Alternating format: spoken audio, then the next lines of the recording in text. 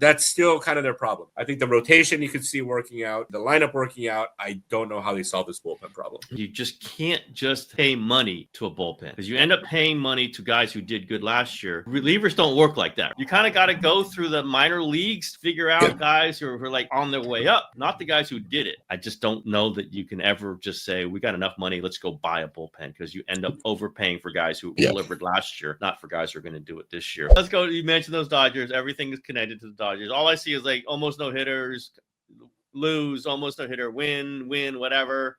They played the mighty Rockies, win a bunch of games. Things settled? Things not settled? Where are they? I don't think they're settled. I mean, the Rockies suck. I mean, the Rockies are terrible. Yeah. Giants won 3 there, too. Wow. Oh, the Giants finished the season playing the Rockies. So that's what I'm warning people here. They got a shot at this. If they're going into it and they need, like, they're 1 game back of the Mets, which they're only 2 now, or they're even with the Mets, they finished with the Rockies. The Mets finished with the Marlins, which should be easy too, but the Rockies are the ultimate walk-on victory. Yeah. You know, it's funny because I went to the first game of that series and I get there pretty early, and I see Eric Karros sitting in the dining room, and I'm like, oh, like he's here early today. Turns out he had driven his son, Kyle, who plays for the Rockies. And so I was kind of thinking like, oh, this is kind of cute. This is a cool little story. And they almost got no hit there. I think that this is just kind of a Rockies thing. I don't think we really know yet what's going on with this Dodger team. The big thing is going to be now is that, look, the starting pitching has been really good. Yamamoto was great in Baltimore, obviously came within an out of a no-hitter there. The bullpen is still problematic, right? I think they were hopeful that, hey, Tanner Scott's coming back, Kirby Yates is coming back, but they haven't been good all year, right? So what's that going to really change? And I think now they're kind of in this position where, I think in the past they've kind of asked their starting pitchers to go 5 innings in the playoff games, just kind of hand it over to the bullpen there because they had a whole army of guys that threw 100. And right now, I think what you're going to see is like your guy Blake Snell, right? He's going to be in the 60, right? He's a 5-inning pitcher. Let's be honest. That is what he is. He's a really good 5-inning pitcher. He's going to be right now. You're going to look at the other opposing lineup. It's going to be the 6th inning. And who are you going to trust, right? Blake Snell kind of running on fumes, or one of these relievers who's been giving it up a bunch. I think that there are some of these younger guys that have kind of started to emerge, like a Robleski, Jack Dreyer. I think they're pretty happy with, but they don't have like a ton of experience at this point. I think they're going to probably try to use these guys more leverage situations come, September. They are obviously kind of in this pennant race right now, or this division race with the Padres. They got some real serious bullpen problems right there. And, it got to the point where, the aforementioned Tanner Scott talked about, baseball doesn't like me right now.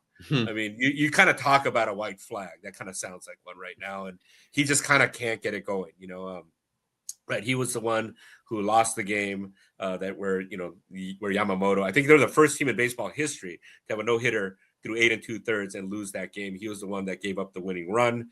I think the loss technically fell on Trinan, but and then in the Glasnow game too, right? He came in to kind of close that out. They had a no-hitter going into the 9th inning. He was the one that gave it up. Immediately, the entire stadium starts to boo, right? So he's not. I mean, we're at that point where the home crowd has started to turn on the guy. That's not where you want to be as a reliever. Then the pressure obviously is going to really get amplified in October here. So, that's still kind of their problem. Again, I think I've said this before. I think the rotation you can see working out. You can see the lineup working out. I don't know how they solve this bullpen problem. Man, it's just the constant story with the Dodgers. It's like you just can't just pay money to a bullpen because you end up paying money to guys who did good last year. And the relievers don't work like that, right? Every year consistent reliever is gone with Mariano Rivera. Like, who is that guy now? There's nobody who's like great every single year.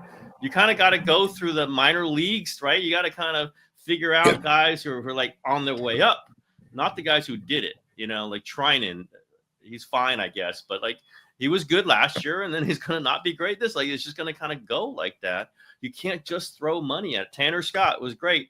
And then he's not going to be great. It just like the Giants giving up Camilo Doval. I kind of knew that was not going to hurt them. That was not going to hurt them.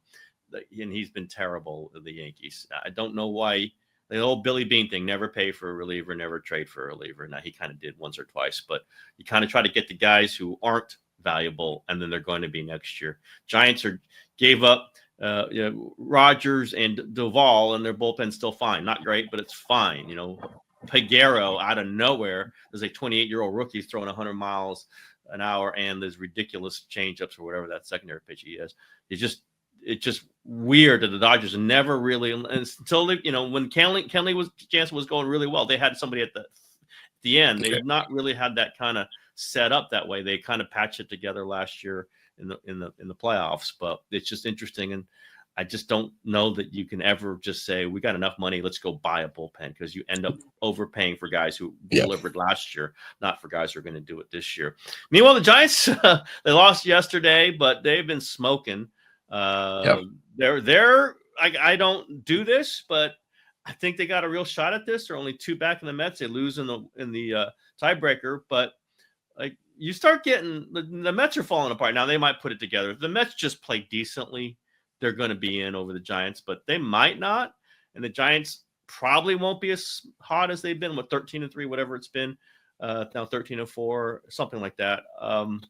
If they go 11-5 over the last, 10-6, that forces the Mets to go 8-9, 8-7, whatever it is. Like, put a little heat on them. Let's see what happens. I think it shows that Bob Melvin's the right manager. Since I brought up the question in a few weeks ago when things were looking terrible, I felt the responsibility that I should say it now. They want him to be the manager. They picked up his option in July. Things got really shaky there. I brought it up. It's certainly fair for the Giants management to be thinking about it. They're not saying anything about him being the manager beyond this year. I asked Jim again about it 2 days ago, even in the middle of all this, would not say it. Buster Posey very clearly is saying that all decisions will be made at the end of the season. I just don't know they got another option. The clubhouse wants Melvin. He's steady. This is a sign that a team wants a manager. They did not quit. They kept fighting. Now, they kept fighting with Gabe Kapler, too, again, except for the very end. But they played hard for Kapler. Not always the reason why you keep a manager, but I think Bob Melvin is very, very solid. Now, maybe is he going to go past 2026? That I don't know. But I think the big question about them was, is Bob Melvin the right guy? The others, of course, do you have the talent? I mean, don't know. But we could see that Adames he's going to hit 30 home runs this year. That's not a problem at shortstop, clearly. Devers is going to hit like this, like he's been hitting the last 2-3 weeks. Clearly a dangerous bat. And then Matt Chapman, if he can stay healthy, very dangerous player. And is that enough to beat the Dodgers? Maybe not, but it's enough if you fill in other people to make the playoffs to get. They might get to 88 wins this year with a horrendous in middle of July, middle of August. So I think they're finding some answers. It's not all set. But, man, if they were going bad, that would be really problematic because they got all these guys under big contracts. They're not like the Dodgers. They can't just reload. They need the minor leagues to start producing is what they need.